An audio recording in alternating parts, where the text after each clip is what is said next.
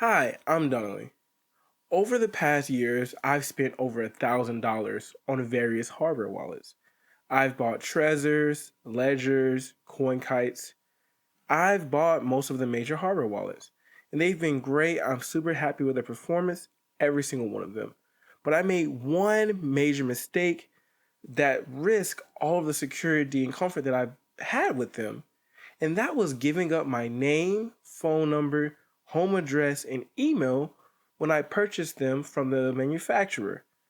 And in this video, I'm going to go over why you should not give up your personal, private information when buying a hardware wallet. And I'm going to go over 3 ways that you can easily hide this information but still get the convenience and ease of a hardware wallet. In 2020, Ledger was involved in the leak of their customer's home address, phone number, name, email, and purchase history. This information was leaked and a lot of people suffered from it. People received death threats, people received emails that were phishing attempts and lost hundreds of thousands of dollars. It was a big deal and they're still being sued today.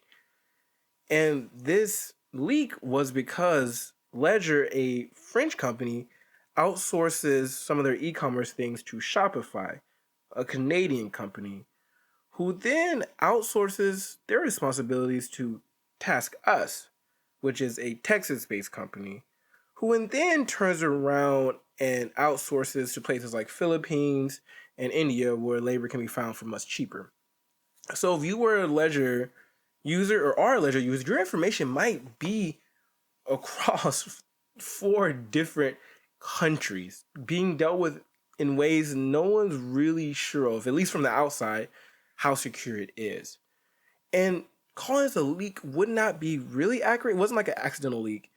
Ledger was a victim of a targeted attack from a TaskUs employee who knew this information was valuable and they could sell on the dark web. So they went in, stole information, sold it, and now some of Ledger's customers are experiencing a lot of phishing attacks to this day, death threats, etc., etc. And Ledger isn't the only one that does this. Trezor also outsources to third-party partners to help their process. And this is very common across hundreds of businesses, right? You have a business that does a core thing really well, but you're not an e-commerce expert, so you outsource to Shopify, or you outsource to TaskUs, and you outsource to these people.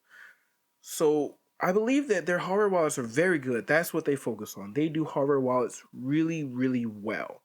But when it comes to everything else, in protecting your information, then not so well, right? They can't guarantee you safety within what I would consider reasonable measures. And that's just internal, right? So as a company, Trezor can do certain things internally to try to protect their information. But once that information leaves their factory, let's say it's being shipped to you, it has to go through border protections, maybe it goes through Amazon, maybe it goes to USPS. They can also leak your phone number, name, email address, etc., right? All the third-party partners it takes to get that product to your door can leak your information. They are a liability to your privacy. And once your information is leaked, once again, you can be targeted for extortion, blackmail, phishing attempts, etc., etc. And I believe this is really bad.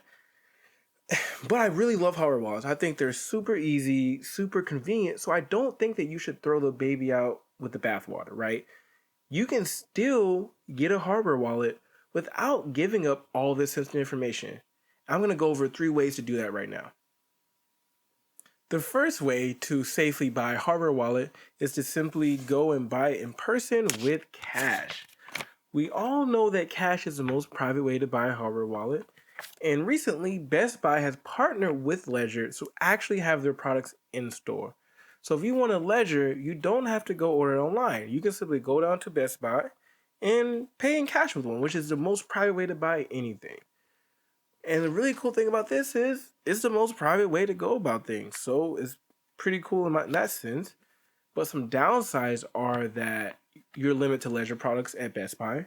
For example, you're limited to having a Best Buy in the area. And the Best Buy also has to have what you want in stock. Let's say you wanted a orange Ledger.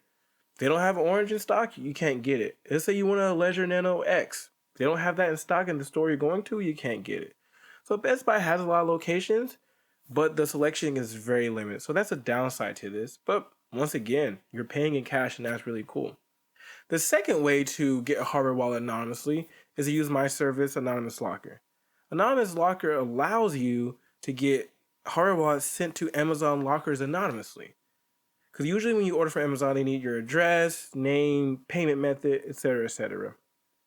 With my service, you don't need any of that. You pay me in cryptocurrency and tell me which locker you want to send it to and what wallet you want. So the good thing is that the selection is very broad, right? You have great customer support from me.